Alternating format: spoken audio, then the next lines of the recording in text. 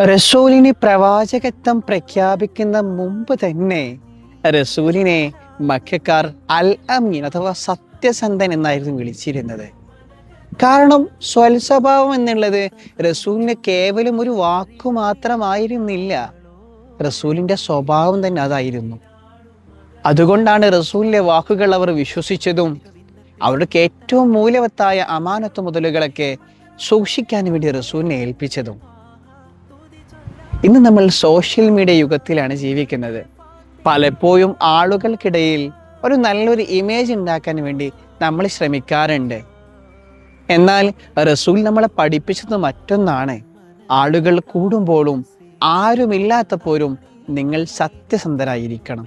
നമ്മുടെ വാട്സപ്പിൽ, ഇൻസ്റ്റഗ്രാമിൽ, നമ്മുടെ സൗഹൃദ വലയങ്ങളിൽ നമുക്ക് അൽ അമീനാകാൻ സാധിക്കുമോ?